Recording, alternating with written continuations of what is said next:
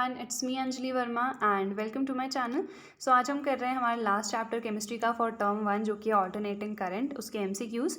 तो हमारा सबसे पहला क्वेश्चन है, the peak value of domestic AC supply voltage is 325 volt, which means जो पीक वैल्यू है आई नॉट से हम उसे डिनोट करते हैं, तो उसकी वैल्यू 325 वोल्ट हमें गिवन है। हमें निकालनी है IRMS वैल्यू। तो IRMS वैल्यू होती क्या है एक्चुअल में, I0/√2 एंड √2 को 1/√2 को हम क्या लिख सकते हैं 0.707। तो यहाँ पे आ जाएगा 0.707 into 325। When you will multiply it तो अप्रॉक्स में हमारा आंसर 229 पॉइंट समथिंग आएगा। So that would be equal to 230 volt. तो बी वाला ऑप्शन हमारा करेक्ट हो जाएगा।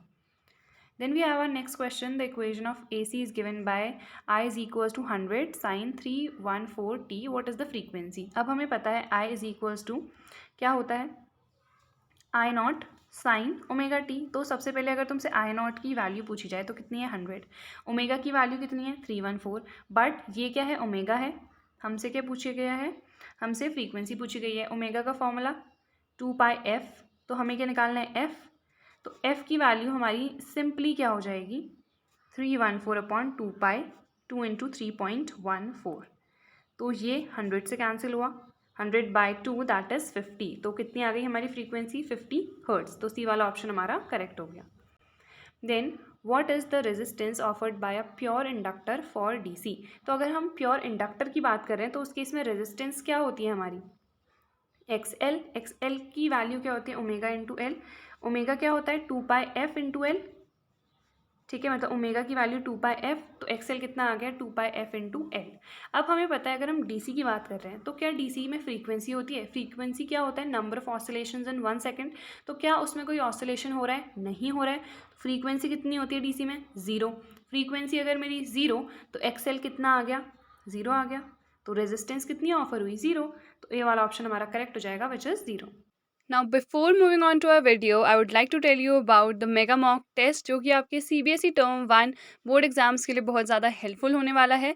तो ये कंडक्ट करा रहा है Unacademy. In this you can get a chance to win scholarship up to ₹50 lakh and also prizes like MacBook Air, iPad Pro, headphones etcetera. And जो डेट है वो 27 से 30 के बीच में ये आपका मेगा मॉक टेस्ट जो है ये कंडक्ट कराया जाएगा। एंड इसकी जो टाइमिंग है वो है 5 से 6:30 के बीच में।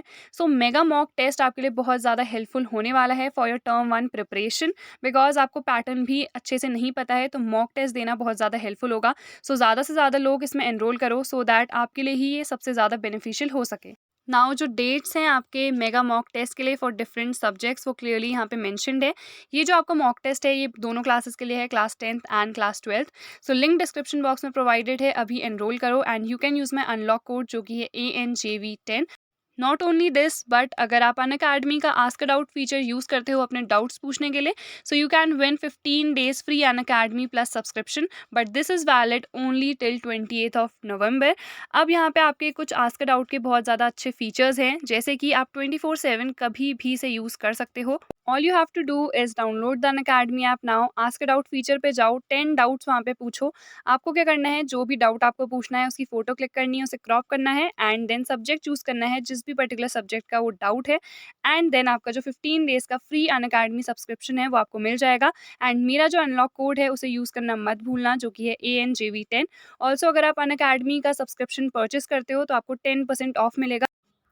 Then when an AC is connected to a resistor, what is the phase difference between the current and voltage? तो जो हमारा करंट है वो इस साइड को है एंड जो वोल्टेज है वो भी इसी साइड को होती है। एंड अगर आप जो ग्राफ है उससे लर्न करते हो तो उससे भी कर सकते हो, मतलब इस तरह से होता है कुछ एंड सेम यहाँ पे करंट भी वही होता है। तो उस केस में फेज़ जो है सेम है ना, फेज़ क्या डिनोट कर रहा है कि किस पोजिशन में वो मूव कर रहा है। जैसे ये है इसकी फेज़ ऊपर को है, देन यहाँ पे देख रहे हैं इसकी फेज़ नीचे को है। तो फेज़ बेसिकली पोजिशन डिफाइन कर रहा है उसकी। तो यहाँ पे फेज़ क्या है दोनों का सेम है तो कोई फेज़ डिफरेंस होगा नहीं होगा, विच मीन्स सी वाला ऑप्शन करेक्ट हो जाएगा कि करंट और वोल्टेज में कोई भी फेज़ डिफरेंस नहीं है, दैट इज़ 0 डिग्री का फेज़ डिफरेंस है, ठीक है। Then when an AC is connected to a capacitor what happens. तो अगेन मतलब आपको फेज़ डिफरेंस देखना है कि कौन सा लीडिंग फेज़ में है एंड कौन सा लैगिंग फेज़ में है। तो मैंने तो ऐसे लर्न किया था, जो हमारा फेज़र डायग्राम है ना उसी से, जैसे मैंने आपको बताया आई हमेशा इधर को ही है। तो रेजिस्टर की जब बात कर रहे हैं तो VR इधर को आ रहा है। अगर हम कैपेसिटर की बात करते हैं तो VC नीचे को आता है। इंडक्टर की बात करते हैं तो VL ऊपर को आता है। तो इस केस में VL ऊपर को एंड ये एंगल कितने का है, 90 डिग्री का है। तो अगर हम इंडक्टर की बात करते हैं तो वोल्टेज 90 डिग्री के फेज़ डिफरेंस में होती। VL और I दोनों के बीच का फेज़ डिफरेंस 90 डिग्री होता और VL जो है वो हमारी लीडिंग वाली फेज़ में होती, ठीक है। अगर हम कैपेसिटर की बात कर रहे हैं तो कौन सा लीडिंग फेज़ में, करंट ऊपर है ना, तो which means current leading phase में होगा। तो डी ऑप्शन करेक्ट हो जाएगा, which is current leads the voltage bye 90 degree, ठीक है। और अगर आपसे इंडक्टर के केस में पूछा जाता तो उस केस में voltage leads the current by 90 degree. तो आई होप समझ में आ गया होगा। Then what is the resistance offered by capacitor for the steady current. तो अगर हम बात कर रहे हैं, अभी हमने सेम क्वेश्चन देखा था, किसके लिए देखा था हमने, एल के लिए देखा था। अब यहाँ पे कैपेसिटर के लिए पूछा गया। कैपेसिटर के लिए इसकी वैल्यू क्या होती है, 1/ω/C, that is ω2πf/C। Steady current है, स्टेडी करंट में क्या कोई वेरिएशन आएगा, नहीं। तो फ्रीक्वेंसी कितनी होगी मेरी, 0। तो ये कंप्लीट कितना हो गया, 0। XC is equals to 1/0। 1/0 कितना होता है, इनफाइनाइट होता है। तो विच मीन्स सी ऑप्शन हमारा करेक्ट हो जाएगा, the resistance offered by capacitor for the steady current is infinite, ठीक है। तो जो फॉर्मूलाज वगैरह हैं उससे ही डायरेक्ट हमारे आंसर्स आ जा रहे हैं। Then if the power factor of LCR circuit is 1 then the circuit is purely. तो हमें पता है जो cos phi है वही हमारा पावर फैक्टर होता है, उसकी वैल्यू कितनी गिवन है मुझे, 1। एंड हमें पता है जो cos phi होता है उसकी वैल्यू क्या होती है, R/Z। इसकी वैल्यू 1 है तो R और Z आपस में क्या आ गए, इक्वल। Z क्या होती है, टोटल इम्पिडेंस या टोटल रेजिस्टेंस। तो इसमें तो खाली रेजिस्टेंस ही है ना, which means it is purely resistive. तो डी ऑप्शन करेक्ट हो जाएगा। Then find the impedance of a series LCR circuit. तो LCR सर्किट की इम्पिडेंस निकालनी है, कितनी होती है, √XL - XC। अब यहाँ पे हम इंडक्टिव कैपेसिटिव रिएक्टेंस गिवन है, कितनी है, 6 और 3। तो XL - XC का होल स्क्वायर होता है, 6 - 3 का होल स्क्वायर कितना आ गया, 9, प्लस कितना आता है हमारा R²। एंड यहाँ पे रेजिस्टेंस कितनी गिवन है, 4 ओम। तो इसका स्क्वायर हो जाएगा, that is 16। Z is equals to √25 विच मीन्स कितना आ गया, 5। तो टोटल इम्पिडेंस या फिर टोटल जो रेजिस्टेंस है उस पर्टिकुलर सर्किट की कितनी है, 5 ओम। तो ए वाला ऑप्शन हमारा करेक्ट हो गया। Then we have our last question, quantity that remains unchanged in a transformer is. तो ट्रांसफार्मर को हम क्यों यूज़ करते हैं, वोल्टेज को चेंज करने के लिए, step up transformer, step down transformer. तो विच मीन्स वोल्टेज चेंज हो रही है, वोल्टेज अगर चेंज होती है तो विच मीन्स करंट भी चेंज होता है, बट जो फ्रीक्वेंसी है वो ट्रांसफार्मर में कभी भी चेंज नहीं होती है। So the quantity that remains unchanged in a transformer is frequency. तो सी ऑप्शन हमारा करेक्ट हो जाएगा।